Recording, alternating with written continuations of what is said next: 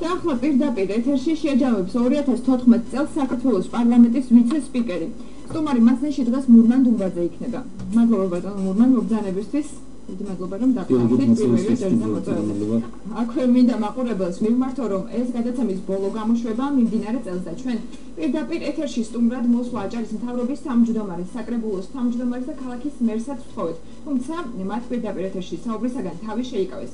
აქვე გეტყვით რომ ეს ჩვენმა რედაქციამ ჩატარეს შიდა გამოკითხვა, რომლის თანახმადაც წლის ყველაზე კომუნიკაბელურ რესპონდენტად სწორედ მურმან დუმბაძე დასახელდა და დღეს სტუდიაში მოსვლით მან ჩვენი არჩევანი კიდევ ერთხელ გაამყარა.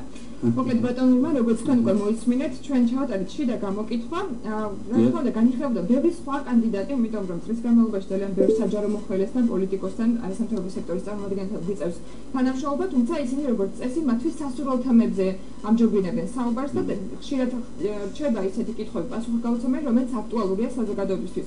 ჩვენი პრაქტიკიდან გამომდინარე ჩანს, რომ თქვენ არ არიდებთ ასეთ თემებზე საუბარს. მიუხედავად იმისა, ჩვენ გეთანხმებით თუ არა თქვენს გამოთქმულ პოზიციაში, ასე რომ გადმოგცემთ ამ სოციალებულ ჯილდოს და იმედს ვიტოვებთ, რომ 2015 წელს ეს ტენდენცია გაგრძელდება და უფრო გახსნილი, უფრო მზად ყოფნაში იქნებით ყოველთვის, რომ ჩვენს კითხვებს და ზოგადად მთელი საქართველოს ჟურნალისტების კითხვებს გასცეთ პასუხი და ანგარიშვალდებული იქნებით საზოგადოების წინაშე. ძალიან დიდი მადლობა. უნდა გითხრათ, რომ გამალობით ვემზადები ახალი წლისათვისა და დაბადების დღისთვისაც და მე ახლა რამდენიმე წამის წინ შევიტყვე ამ საჩუქრის შესახებ და ვფიქრობ, რომ პირველი ამისის ყველაზე დიდი საჩუქარი რაც შეიძლება დაბადების დღეზე ადამიანმა მოჩუქოს. ძალიან დიდი მადლობა ტელეარ ხუზოხს. დიდი მადლობა თქვენ და კიდევ ერთხელ აღნიშნავ, რომ ძალიან მნიშვნელოვანია პოლიტიკოს საჯარო ხელი იყოს გამჭვირვალე გახსნილი მედიასთან ურთიერთობისთვის, იმიტომ რომ სწორედ მედიის შრომავლობით თქვენ შეგიძლიათ საზოგადოებას გასცეთ მათთვის აქტუალურ კითხვებზე პასუხი და დაიწყოთ საუბარი. დიახ, საერთოდ უნდა გითხრათ, რომ კომუნიკაცია ჩემი სტიქია არის ადამიანებთან ურთიერთობა, მithumetes ჟურნალისტებთან ურთიერთობა, მაგრამ ამ ღიაობას ცოტა სკანდალებით ახლავს. მე უფრო ღია საჯარო, ასე ვთქვათ, პოლიტიკოსთა რიგს ვეკუთვნი. შემიძლია განცხადებები გავაკეთო, შემიძლია ზუსტი ინფორმაცია მივაწოდო, შემიძლია ის, რასაც ვფიქრობ, პოლიტიკურ მოთხრა და ასე გაკეთებული თქვენი განცხადება ძალიან რეზონანსული იყო და ძალიან ბევრი ადამიანი, მათ შორის ჟურნალისტებიც კი არ ეთანხმებოდნენ მას, მაგრამ აქვე გეტყვით, რომ ძალიან მნიშვნელოვანია ისაუბროთ ჩვენთან. 2014 წელს თქვენ პოლიტიკურ მოღვაწეობაში ძალიან მნიშვნელოვანი მსვლელობა მოხდა. თქვენ მმართველი გუნდიდან ერთ წელიწადში უკვე გახდით ოპოზიციონერი დეპუტატი. შეგიძლიათ ამ გადაწყვეტილების შესახებ კიდევ ერთხელ ხშირად გითხრათ? უნდა გითხრათ, მოდი რამოდენიმე პროექტს გამოვყოფ, რომელიც 2014 წელს შემოვიდა საქართველოს პარლამენტში და რომელიც მიიღო ჩვენ 5-6 წუთში ამას გავაკეთებ ამის ჩამონათვალს. ეს არის თვითმმართველობის კოდექსი, ეს არის 2013-2014 წლის მიჯნა, პრაქტიკულად 2014 წელს ტარდება თვითმმართველობის არჩევნები, პირდაპირ წესით ვირჩევთ ქალაქის მერებსა და გამგებლებს. ეს არის უზარმაზარი წარმატება საქართველოს მოქალაქეებისათვის, საქართველოს მოსახლეებისათვის, რადგან თავად ადამიანი რაიონში, ქალაქში თავად ირჩევს იმ ხელისუფლებას, რომელიც მისთვის არის საინტერესო. ეს ძალიან კოდექსთან მიმართებით და შენიშნა რომ მოიწვა კოალიციაში. რა თქმა უნდა, მეც დღესაც ვფიქრობ, რომ ძალიან ბევრი შენიშვნა იქ შენიშვნები გასწორდება, მაგრამ სტრატეგია, რომ მერები და გამგებლები პირდაპირ წესით ავირჩიოთ და მოქალაქეებს შევეკითხოთ, ეს არის ძალიან მნიშვნელოვანი. უნდა გითხრათ, რომ თქვენი ასე ვთქვათ კონკურენტი ტელევიზიის საზოგადოებრივი მაუწყებლის აჭარის ბორდის დაკომპლექტება მაგობდება 2014 წლის იანვარში, საკმაოდ ბატალიები იყო და ამ საქმესთან დაკავშირებით ჩვენი წლის საკმაოდ ასე ვთქვათ არის უთქმელობა და ორი წევრი ელოდება მის უკანასკნელების თამაშის შესაძლებლობა. ერთი უკვე შევიდა და 5 წევრიანი ბორდია, იქ 4 უფლებამოსილებას განახორციელებს და ერთი ადამიანი ალბათ ისიც შევა შიგნით. მნიშვნელოვანი პროექტი რომელიც ჩინოვდა და რომელიც ჯერ კიდევ უმრავლესობის დროს ჩემს მიერ არის მიღებული, ასე ვთქვათ, უმრავლესობის წევრების დროს ეს არის ანტიდისკრიმინაციული კანონი, რომელსაც მე ხმარ ვიცი, ეს არის 2014 წლის აპრილის თვეში ძალიან კარგად მახსოვს და გახმაურებას მოვერიდე, იმიტომ რომ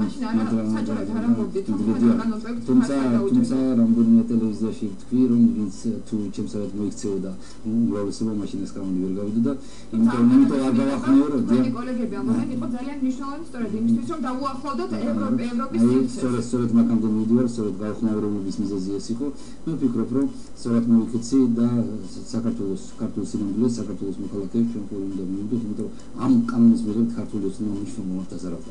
აი ერთ თვეში თქვენ ნახევარში ჩვენ ხელი მივაწერეთ ასოცირების ხელშეკრულებას ბრიუსელში საქართველოს მთავრობასა და ევროკავშირის სახელმწიფოებს შორის ეს იყო ბრიუსელის ხელშეკრულება და შემდეგ საქართველოს პარლამენტმა 2014 წლის ივნისში თუ არ ვცდები უკვე რატიფიცირება გააკეთა ივნისში უკვე რატიფიცირება გაუკეთა ამ ხელშეკრულებას. ძალიან მნიშვნელოვანი იყო ეს საქართველოს პარლამენტს იყო საქართველოს პარლამენტს ეს კანონი антидискრიმინაციული კანონი არ უნდა მიიღო, იმიტომ რომ საქართველოს მოქალაქეების აბსოლუტური უმრავლესობა არის მისი მიღების წინააღმდეგ. დღევანდელი კანონით ეს არის მე გასაგებია დისკრიმინაციის ყველა ფორმის ამოფრის შესახებ ასე ქვია ამ კანონს, ზოგადი ნორმები არის მისაღები, ძალიან საშიში არაფერი არ არის, მაგრამ საშიში არის ხელისუფლებასა და საზოგადოებას შორის მკვეთრი დაპირისპირება. რაც შეიძლება ხელისუფლების და საწინააღმდეგო არაფერი ქონდათ, უბრალოდ საზოგადოება იყო მოსამზადებელი ამ კანონშვილებისთვის. როცა საზოგადოების ძალიან დიდი ნაწილი, როცა ეკლესია, რომელიც ძალიან მნიშვნელოვანი ინსტიტუტია ქართულ ცნობიერებაში და როცა ამბობს, რომ მოდი გადავავადოთ, მოდი მეტი ვიფიქროთ, მოდი ვიმუშაოთ, მოდი უფრო უკეთესი ნორმები ჩავწეროთ, უფრო მარეგულირებული ნორმები და ასე შემდეგ, საქართველოს პარლამენტი არ უნდა ჩქარობდეს ასოცირების ხელშეკრულების წინ. ამ კანონ პროექტის მიღებით შესაძლოა საზოგადოებამ აერჩია რომ არაძალადობრივი ქმედებები იგივე ის რომ 17 მაისის აქცია არ განმეორებული იყო საქართველოს. არა, კანონი 17 მაისის აქციას ვერ დაარეგულირებს, ეხლა კანონში კი ბიბლიაში წერია არაკაცკლე და ადამიანს კლავს, ეხლაც 22 წლის ახალგაზრდა პოლიციელი დაიღუპა ბარში ერთ-ერთი საქმის გარჩევის დროს. ასე რომ მე არ ვფიქრობ, რომ ეს კანონის მიღება ასე სულ სწრაფობით უნდა მოხდარიყო. ბუნებრივია საზოგადოება ამ დონეზე მივა და ამ კანონს მიიღებს საზოგადოებასა და ხელისუფლებას შორის ჰარმონიის არა თუ ევროკავშირი არის ასე ვთქვათ თითის მაჩვენებელი თუ ჩვენ რა კანონი უნდა მივიღოთ იმისათვის რომ ჩვენ ევროკავშირში შევიდეთ მე ვფიქრობ რომ ეს ცოტა უარყოფითად იმოქმედებს საქართველოს მოქალაქეებზე და ასე ვთქვათ დადებითი განწყობა ევროპის მიმართ საქართველოს მოქალაქეებს არ ექნება ეს არასწორი მიდგომა მე მგონია 2014 წლის აგვისტოს თვე როცა საქართველოს სასამართლომ გამოიტანა ყოფილი ღონისძიება ასე ვთქვათ შეუფარდა საქართველოს ყოფილ პრეზიდენტ მიხეილ სააკაშვილს ეს ძალიან მნიშვნელოვანი პოლიტიკური მოვლენა იყო საქართველოს სინამდვილეში ჯერჯერობით ეს ახლობელი ღონისძიება ვერ სრულდება მე მგონია 2014 წლის სექტემბერი როცა აჭარის უმაღლეს საბჭოსა და აჭარის მთავრობას შორის იზრდება ურთიერთობა და აჭარის უმაღლეს საბჭო აყენებს იმპიჩმენტის პროცედურის დაწყებას და TV არხი 25 იყო ყველაზე აქტიური ტელევიზია რომელიც ამ მოვლენებს აშუქებდა აი ამ პერიოდში მაგონდება ეს არის ივნիս-აგვისტოს თვე იზრდება ურთიერთობა უმაღლეს საბჭოსა და უმაღლეს საბჭოს წევრს მედიავასაძესა და TV 25 შორის აი უმაღლესი კომპეტენტის მიერ გაშვებული ფილმი რასაც მაგონდება მნიშვნელოვანი პოლიტიკური პროცესია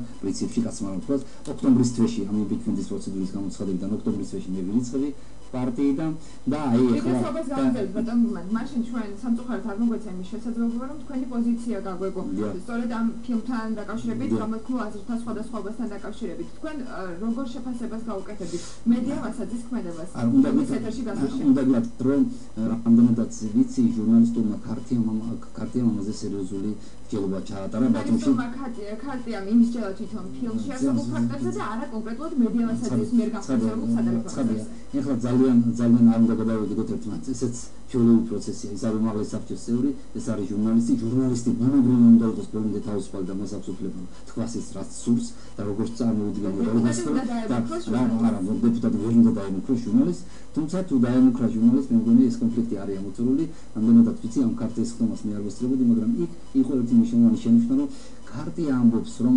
ჟურნალისტებმა თავარი მისი პირველი მუხლი ამ ქარტიის რომ მიაწოდონ სამართლიანი ინფორმაცია მოქალაქეებს ამ უმაღლეს კონფლიქტში ამ ფილმში კარგად არჩანდა კონკრეტულად ფაქტს გეტყვით რა ფაქტთან დაკავშირებითაც გამოიტანა ქარტიამ ეს გადაწყვეტილება საუბარი იყო ავტომობილის მარკასთან დაკავშირებით არა იყო მოდელთან დაკავშირებით მოდელი გასადაო და არა თვითონ ფილმის შინაარს არა სხვა შეცდომებიც იყო იმიტომ ფაქტია სამ შეცდომებზე თავის დასკვნაში არაფერი არ უთქვამს გასაგებია მოკლედ ჩემი ინტერესი შეიძლება მოხდეს ეხლა ამის შემდეგ ძალიან მნიშვნელოვანი კანონი იქნა მიღებული ეს არის მოსმენების შესახებ კანონი რომელსაც მხარი არ დაუჭირე ეს არის ის კანონი რომელიც პრაქტიკულად ძველი ხელისუფლებიდან გადმოყოლილი კანონია ანუ როცა მე და თქვენ საუბრობთ ეს იქნება სატელეფონო საუბარი, ეს იქნება ინტერნეტ მიმოწერა, ეს იქნება ემეილების გასვლა, ეს იმას ნიშნავს, რომ შინაგან საქმეთა სამინისტრო კანონით ივალდებულებს თავს მოგისმინოს და ამაში განსაკუთრებული, ასე ვთქვათ, სახიფათო არაფერი არ იქნება სახელმწიფოს მხრიდან, მაგრამ მოვიფიქრებ, რომ ეს არის ძალიან სახიფათო მომენტი და მე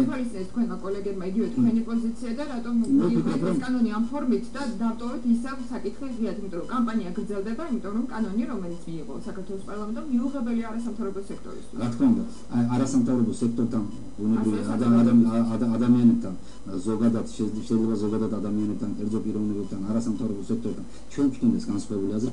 არის შემთხვევა, როცა არასამთავრობო სექტორს სრულიად ვეთანხმები. სწორი პროექტი შემოქმნათ, მათ რამდენიმე გასაღების პრინციპი. იმიტომ რომ ასე მუცლიდან თანდაყოლილი თვისება მთავრობისა და ხელისუფლებისა აკონტროლებს ყველა და ყველაფერი. რა თქმა უნდა, მიზანი ეს იყო და სამწუხაროდ ჩვენი ხელისუფლება ვერ ამაღლდა საკუთარ თავზე მაღლა, ვერ ამაღლდა ხელისუფლებაზე მაღლა და ვერ წავიდა უფრო მაღალი დემოკრატიის გზით. მინდა რამდენიმე პროექტი რახან თქვენ მოგმენთ რომ ძალიან ცოტა გვაქვს როგორც ეხლა თქვენ ახსენეთ მთავრობა რომელიც არ ეკმაყოფილი ან არ მოვიდა და შემაჯამებელი ასე ვთქვათ სტუდიაში საკუთარი განცხადება არ გააკეთა. უნდა გითხრათ რომ მე არა ვარ მყოფილი აჭარის მთავრობის მეშვეობით, იმიტომ რომ არის ისეთი მნიშვნელოვანი პროექტები, ეხლა ბიუჯეტის მიღება, ეს არის ბიუჯეტს ნებისმიერი პარლამენტიდან ნებისმიერი მთავრობა აღებულობს და ბიუჯეტი კანონი ავალდებულებს რომ ბიუჯეტი გაიზარდოს. ეხლა მოქალაქემ უნდა იგრძნოს შვება, მოქალაქემ უნდა დაინახოს, ოჯახმა უნდა დაინახოს. როცა ეკონომიკების საქმე ისევ გაყინულია, როცა გუნდის მიწების საქმე ისევ გაყინულია და ყოველი საერთაშორისო მიწების ტრასა იკეტება ყოველ კვირაში და როცა მთავრობის თავმჯდომარე აცხადებს რომ იქეთა კვირაში მოვაგვარებ პოლიტიკური საკითხი, მიწის დარიგება ან არ დარიგება, ეს არის პოლიტიკური სამართლიანი საკითხი. მიწის რეფორმის საკითხზე აუცილებლად ვისაუბრებთ, მაგრამ როდესაც თქვენ გამოთქვით შენიშვნები მთავრობის მუშაობის მისამართი, გაქვთ თუ არა იგივე შენიშვნები, მაგალითად უმაღლესი საბჭოს დეპუტატების მისამართი. ესე ძალიან დიდი მადლობა რომ ეს ასე ვთქვათ ჯილდო ჩვენ აუცილებლად სხვა ვერსიებსაც, მაგრამ უმაღლესი საბჭოს თავმჯდომარე იგივე თქვენი კოლეგა და თქვენი ერთ-ერთი თანაგუნდელი ძალიან ხშირად არიდებს თავს ჟურნალისტებთან ურთიერთობას. ამ შემთხვევაში ჩვენ დღესაც ვცადეთ თქვენი მოწვევა, მაგრამ არ თქვენ არ უნდა დაასახლოთ ერთ-ერთი, თქვენ დაასახლოთ გვარ დასახლეთ და პირდაპირ ძალიან ცუდი თუ უნდა მოვიდეს ჟურნალისტთან უნდა მოვიდეს, უნდა ისაუბროს. ჟურნალისტი კი არ ესაუბრება ახმას, ის ესაუბრება მოსახლეობას, მოქალაქეებს, ოჯახებს, საქართველოს, რეგიონს, აი იმ რეგიონს, რომელიდანაც არის ის არჩევანი. მე უნდა ვითხრათ ექსკლუზივი. სექტემბერში დაწყებული პროცედურა სრულიად კონსტიტუციური პროცედურა. აჭარის უმაღლეს საბჭოს მთავრობის იმპიჩმენტის პროცედურის გაგრძელება აუცილებლად იქნება. მე ვამბობ პირდაპირ ეს არის ექსკლუზივი. მე არ მაქვს ინფორმაცია, მე მაქვს აზრი, მე მაქვს იდეა, რომ თუ აჭარის უმაღლეს საბჭოს წევრებს მაშინ ჰქონდათ მნიშვნელოვანი ხარვეზებზე იყო ლაპარაკი, იყო კორუფციულ დარიგებებზე, იყო უფლებამოსილების გადამეტებაზე, იყო არაკოორდინირებული მუშაობაზე უმაღლეს საბჭოსა და აჭარის მთავრობაზე.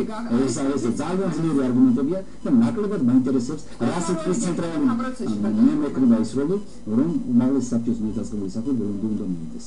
და თუ უმაღლეს საბჭოს ის წევრები, რომლებიც აი პროცედურას იწყებდნენ, მე არ ვასახელებ შემოვლად გარს თუმცა არ მეშინია. თქვენი პოზიციიდან არ გაქვთ უფლება ამ პროცესში? არა, როგორ არა, პოლიტიკოსი ვარ, პირიქით. მე მაქვს პროცესებში ჩართულობის უფლება, მე მაქვს საკუთარი აზრის გამოხატვის უფლება, მე მაქვს პოლიტიკურ დისკურსში შევიდე.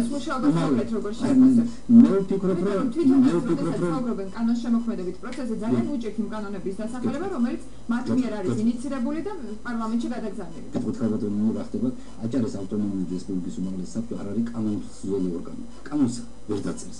კანონს წერს საქართველოს პარლამენტი. ჩვენ წერთ კანონებს იურიდიული დეპარტამენტი, ცალკეული დეპუტატები და უმაღლესი საბჭო წერს რეგიონალურ კანონებს, მაგრამ ძირითადი დანიშნულება, მისი ძირითადი ფუნქცია კანონის შექმნა არ არის. მისი ძირითადი ფუნქცია ეს არის აჭარის ავტონომიური რესპუბლიკის ბიუჯეტის მიღება და ხარჯვაზე კონტროლი, ანუ მთავრობის კონტროლის განხორციელება. მილიონი უნდა დაიხარჯოს მხოლოდ ამ ფუნქციისთვის. რა თქმა უნდა. ეს არის ძალიან მიზერული, 173-180 მილიონამდე ავიდა აჭარის ბიუჯეტი და მისი ძალიან მცირე პროცენტი არის აჭარის უმაღლეს საბჭოს. სულ 20 კაცი იმუშავებს დამიჯერეთ თუ ეს ოპტიმიზაცია არ გეყოლება და თავრობა გეყოლება აჭარის რეგიონში თავრობა არტახებს აიშვებს და უფრო მეტ დანაშაულს ჩაიდენს უფრო მეტ კანონგადაცემას ჩაიდენს ვიდრე იმ შემთხვევაში თუ აჭარის უმაღლესი საბჭო გააკონტროლებდა ეხლა ცენტრალურმა ხელისუფლებამ თითქოს დაიჭირა მხარი თავრობისა ანუ უფრო თავრობის ლობისტი უფრო გამოვიდა ვიდრე აჭარის უმაღლეს საბჭოს და ამიტომაც ჩანს მოსახლეობაში რომ აჭარის უმაღლეს საბჭო არაფერს არ აკეთებს და თავრობა უფრო წარმატებია მე ვფიქრობ რომ აჭარის თავრობა არის წარუმატებელი და აჭარის თავრობა მე რომ ჩემზე რომ იყოს ამ მაჟორიტარმა დეპუტატმა რა გააკეთეთ ამ ხნის განმავლობაში კონკრეტულად ბათუმისთვის ეხლა უნდა გითხრათ რომ ის კანონები რომელიც მე ჩამოვიტვალეთ ეს არის ბათუმის ღირსების საკითხი ეს არის ბათუმელთა საკითხი და როცა მე კანონპროექტზე ხელს ვაჭერ ან კანონპროექტზე მუშაობ ან მის მიღებას ხელს ვაჭერ ან მის არ მიღებას ხელს ვაჭერ ესა ეხლა უნდა გითხრათ მე ვარ აი თვითონ ბათუმელისათვის ეს არის უკვე აღმასრულებელი ხელისუფლების აი დღეს რა თქმა უნდა უამრავ გინდა ეხლა დღეს მინდა რომ თქვენი ეთერი გამოვიყვანო აი ბათუმის შემოერთი გზა 2 წლის განმავლობაში ვერ დაიძრა ეხლა იქ რა მოვდივარ იმიტომ რომ აქეთ ჩაკეტილია ჩახერგილია იქ რა მოვდივარ არც ტრაქტორი არ დგას 2 წლის განმავლობაში უკვე მესამე წელი დაიწყო და შემოერთი გზა ვერ დასრულდა ძალიან ცუდია ან არაეფექტური მუშაობა მე მგონა რომ იმაკო უფრო ეფექტური გამოდგებოდა მიუხედავად იმისა რა თქმა უნდა პასუხიც ვაგზავნის წერილებით მოდის პასუხი წერილებით და ზოგჯერ არ მოდის მაგრამ როგორც მაჟორიტარ მე ვალდებული ვარო ამაზე კიდევ ერთხელ შევახსენოთ თქვენ ტელევიზია გამოიგონო უნდა გითხრათ რომ არის მნიშვნელოვანი პროექტი გოდერძის უღელტეხები 45 მილიონი ლარი აქვს წინა ხელისუფლებას ჩადებული გაიყინა ეს პროექტი ძალიან მნიშვნელოვანი საზამთრო კულტი გაიხსნებოდა გომართული საკითხი ისე ეკონომიკების საკითხი 53 ბატალიონის საკითხი ეს არის ძალიან წუხარ რომ ამ დაჯილდოებას მხოლოდ 10 წუთიანი ასე ვთქვათ შეგეთხება თუ იქნებოდა 1 საათიანი საათნახევრიანი მე მეგობრია ძალიან მოსულაპარაკე ძალიან მოგმარდება და ყველას მინდა მიულოცო ახალი წელი თქვენ თვალს დაიწერეთ ბედნიერ აქტიურ პოლიტიკურ ცხოვრებას გისურვებთ მომდევნო წელიწადში